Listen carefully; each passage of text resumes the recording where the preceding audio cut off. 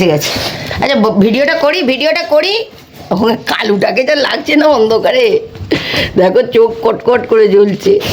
তো good morning বন্ধুরা, এই শোন না একটু বস বস।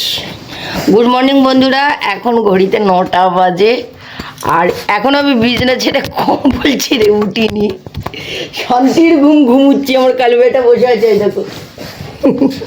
তো চলো এবার উঠে ঘরের কাজকর্মে হাত দেবো। চোখো না এই সকালে এরকম অত্যাচার করে ভুন্ডুপুরি। চায়ের আসরে সবাই রেডি হয়ে গেছে চা খাবে বলে, দেখো হ্যাঁ আমি কখন চাটা নিয়ে আসবো তারই অপেক্ষা সবার চলছে। এরা সব রেডি। মা কখন তুমি চা নিয়ে আসছো বলো, আমরা রেডি হয়ে বসে আছি। খুব তাড়াতাড়ি রেডি হয়েছিস তো আজকে দেখছি। হ্যাঁ খুব তাড়াতাড়ি, মাত্র ঘড়িতে 10টা বাজছে। শুভ সকাল বন্ধুরা, এই যে লিকার চা করে নিচ্ছি। এখন ঘড়িতে বাজছে সকাল 10টা। ভাতের হাঁড়িটা বসিয়ে দিয়েছি, মা মেয়ে বসে আগে চা খাই, তারপর রাঁধিবাড়ির ব্যবস্থা হবে। চলো আগে চা খেয়ে নিই। কে চেঁচাচ্ছে দেখি, চেঁচা আবার চেঁচা, হ্যাঁ আবার চেঁচা। বাবা কি চাই? বিস্কুটের জন্য আন্দোলন চলছে, দিয়ে দাও ওকে একটা বিস্কুট। আন্দোলন শেষ। এ আমার দিকে চেয়ে কেন বসে আছে তোমরা জানো?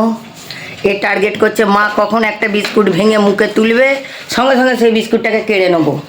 তোমাদের দেখাচ্ছি, যদি বিশ্বাস না হয় এই একটা বিস্কুট তুলেছি, ঠিক আছে, এই যে চায়ে ডুবিয়েছি, ঠিক আছে, এই যে মুখে নিয়েছি, দেখেছো কেন মুখের দিকে চেয়ে এতক্ষণ বসেছিল, এটা খেয়ে নিল। জানো ওদের জন্য এনে যা বস, দিদিভাই বলেছে ওদের জন্য চা ভালো নয়, চা কফি ওদের দেওয়া ঠিক নয়। আমি মোটুকে চা দিচ্ছি, দেখো মোটু কী করে। এক চুমুক খাওয়া ভালো না, এক চুমুক খাও। দেখেছো?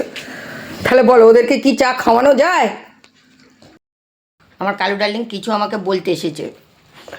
কি আর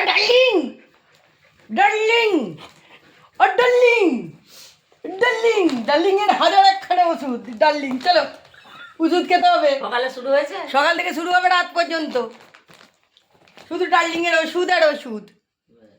আসেন, ভাত মুড়ি কম খাবেন, ওষুধ বেশি খাবেন, বুঝেছেন? হাইফাই করেন। ডার্লিং কলকাতায় এসে মনে পড়ে গেল নাকি ওষুধ খাওয়াটা। ডার্লিং আমার ডার্লিং এরকম করে চাপড়া তো সেসব কথা, আমি ওষুধ খাবো না। এই যে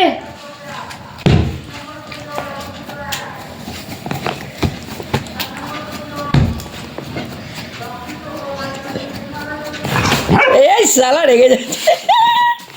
আমার কালু ডার্লিংটাকে নিয়ে কি মুশকিল। চলো, কে বলো তো এটা কে হয়?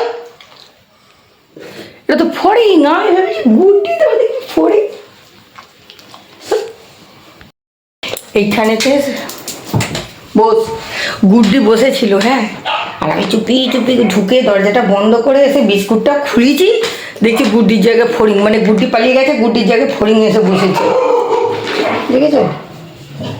আবার গুড্ডিকে ডেকে নিয়ে এলুম, ওরা সবাই বিস্কুট খেয়েছে, আমার গুড্ডিরা নিয়ে খাবে না মা বিস্কুট, শক্ত। তারা উড়ি বাবা রে কি শক্ত রে ভাই, উড়ি বাবা। হ্যাঁ গুড্ডি দাঁতের জোর সকালবেলা নেই, এই খাবে না রে, খাবি না? চিকেন বিস্কুট খাচ্ছে না, গ্যাস হয়েছে নাকি? ওষুধ খাবে?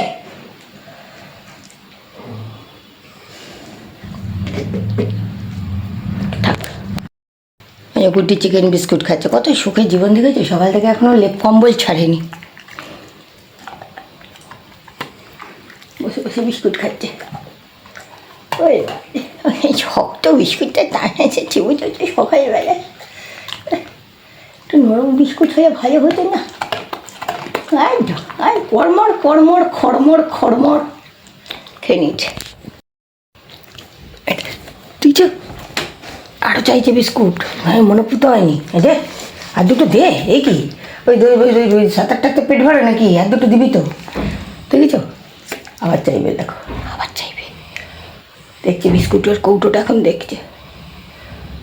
কখন দিবি দিয়ে না, বড্ড নাটক করিস মায়েরি। একটু বিস্কুট চেয়েছি দিয়ে না। কী হয়েছে? আর নেই, ফিনিশ। ফিনিশ হয়নি, ফিনিশ হয়নি, এখনো ফিনিশ হয়নি। তোমার ফিনিশ হয়নি, কিছু ফিনিশ হবে তোমার। হ্যাঁ, তোমার ফিনিশটা কিছু হবে।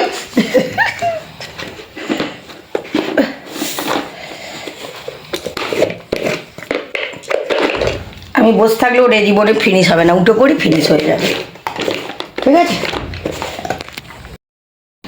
মা কি ফড়িংকে শেখাচ্ছে নাকি কিভাবে আনাজ কাটতে হয় না হয়? আমি চলে গেলে তোর মায়ের আনাজ কেটে দিবি জানিস? ফড়িং সব শিখে নিচ্ছে আর ব্ল্যাকি ও শিখে নিচ্ছে নয়, গাজর। গাজরের জন্য বসে আছে দুজন মূর্তমান।